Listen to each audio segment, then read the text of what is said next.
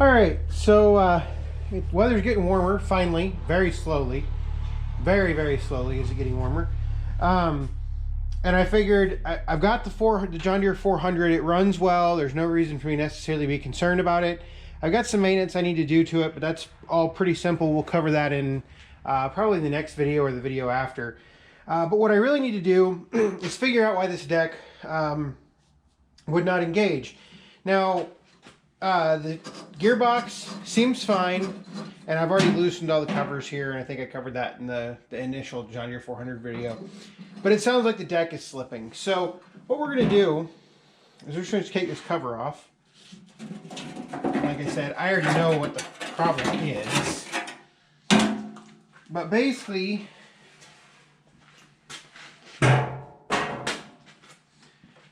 the belt just slips when you engage it. So that tells me, I mean, you can see that it just spins and nothing happens. So it tells me that either the belt is stretched out or something's not aligned right. But what we really need to do is we need to go through, and I have already done this to a degree, the spindles are actually all in very good condition. Absolutely nothing wrong with the spindles. So I'm definitely not concerned there. What I am concerned with is the rust on this idler pulley. This idler pulley almost seems rusted into place, so we're going to have to do something with that. But I think the first thing we're going to do, and I'm really debating on taking this drive shaft off of this unit because it has a roll pin there, but I see that somebody's already been in the roll pin, so we might drive out the roll pin and take the drive shaft off, get the drive shaft cleaned up. We need to change out the gearbox oil, so we'll do that when we replace the belt. Let me kind of show you some of the parts that I have, so hold on just a second and I'll go grab them. So I have a new belt. Now this is an A&I Products belt. It's on a Deere belt. The Deere belt was about 90 bucks and the A&I Products was, I believe, 70 or 46, 47, something like that. I opted to go for the A&I belt, mostly due to the fact that I'm not going to use this machine very much. It's not like it's a high wear belt, so decided to go a little cheaper route on the belt. And then we have a new tensioner spring, which goes over here. Not necessarily that the old one is bad, but the old one has a bunch of rust on it. Like I said, we need to figure out what all is wrong with it. So I think the first thing we're going to do is we're going to take the gearbox loose from the deck. We'll probably replace all the hardware because there are actually four bolts. 2 carriage bolts in the back and then 2 bolts right there. I'm not sure. Yeah, those are bolts and nuts. So it will actually take us a little bit to get this deck gearbox off. So I'm going to work on that. I may try to do another time lapse like I did in the 317 engine video. Try to get a little bit better at doing stuff like that. A little bit better at editing. So just takes a little time to learn some of those things. But I think that's what we're going to do. So let me get it disassembled. I'm going to take the gearbox off. Don't know if I'm going to take the drive shaft off, but we will get the drive shaft cleaned up here in a little bit. And I'm going to try to get the idler pulley off, or the idler arm, and see what all I need to do to rebuild that. So off we go.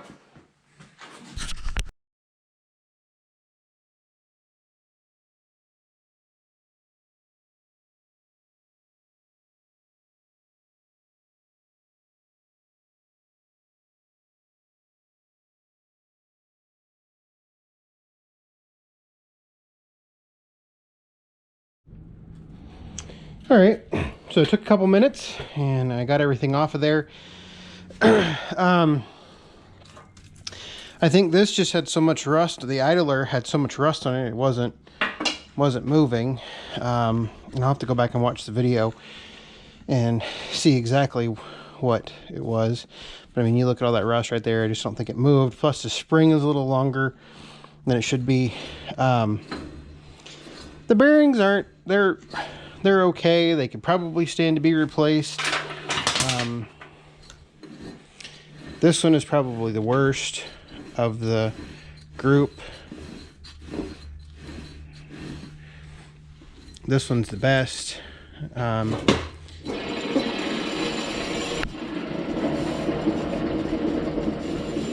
I mean, none of them sound fantastic, but I don't expect them to sound fantastic. So I think what I'm going to do, I'm going to go look up some parts and see exactly how much bearings would cost, etc., and see what I need to do. Like I said, this is not going to be a high use deck for me. I don't know if I need to invest the time during the spring. You know, particularly as the grass is starting to green up and everything. I was hoping that I could just get away with, you know, giving it a good cleaning and a good greasing. But I don't know if I'm gonna be able to do that. So it's just a matter of, you know, poking around a little bit and figuring out how much it would cost. I know these idler pulleys, they're not that expensive. You know, they're probably like 20 bucks a piece. Same with, you know, these. Evidently these two are the same. So you have to get 2 of those. The bushing on this idler arm actually looks newer. If you can see the green in there, I don't know. I think I might probably have to push it out or something, but it doesn't have any play in it, which is good. So I'm going to go look up some parts and see. Maybe I have some of these parts on hand. I know I've got a number of bearings. I don't have the proper carriage bolts to mount the deck spindles in, but you know, maybe I can change the bearings out. I don't know. I mean, realistically, this one's not bad. This is the one that would need it, if anything, and because it's just kind of stiff. But yeah, we'll poke around and see. So let me go do some research and I'll come back. All right, so what I've found out is the bearings for the deck are reasonably cheap. They're like 9 bucks a piece from Deere. I'm pretty sure I could not source them off of Amazon or something like that any cheaper. These are not the same bearings that you would use for say a 318 or something. They're a little bit larger because the mandrel is a little bit larger in diameter. So a couple things. These pulleys right here are 50 some odd dollars a piece.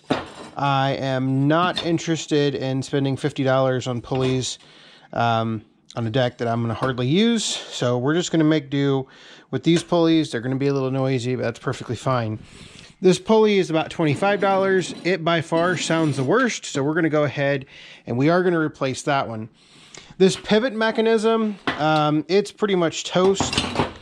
Here's what was in there. It actually took a hydraulic press to get it out. Just all kinds of rusted. Here is what was left of the grease fitting. If you can't tell, that just nothing left really. So I did manage to get the new grease fitting in there, all cleaned up kind of inside. I'll clean it up again because what I did is I pushed this in there. I pushed this back in there just to see what I could do to maybe get some just some loose some movement. It pretty much all has to be replaced, so I can put all my washers away here. I was trying to kind of do my own thing there versus trying to buy some new parts. Now the bushings and everything, the bushings are like $4 a piece, and the insert, I think it's like $5. So that's reasonably priced there. So that's what we're going to do. I am going to order some new bearings for the deck. For right now, I'm probably only going to rebuild the center one. And I'll order all new hardware when I do that. For right now, what I'm going to do is I'm going to kind of put all this stuff away.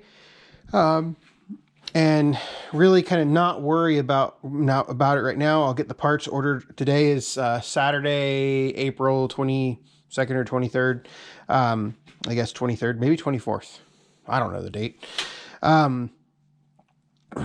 I did yesterday, and now I can't think what the date is. But anyway, we will get all of this kind of put away for right now, because I mean it'll take a week or so for the parts to come in. I've got some stuff that I need to tend to, other things I need to finish, the 317 project, stuff like that.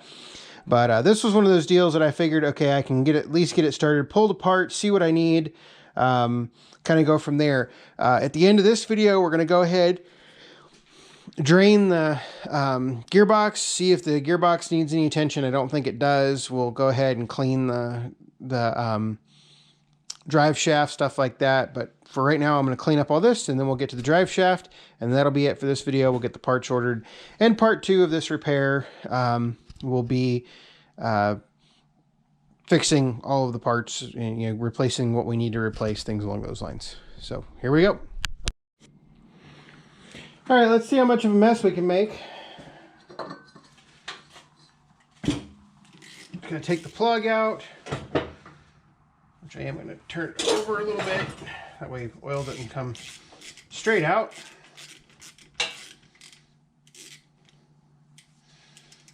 This is where I always just make a complete and total mess.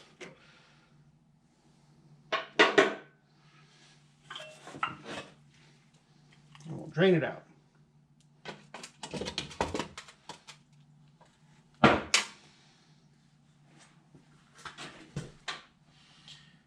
Actually, it doesn't look halfway too bad, to be honest. In fact, it might be, it's probably only, 20 years old. Let me see if I can find something to catch it in that's a little bit cleaner than what it's going into.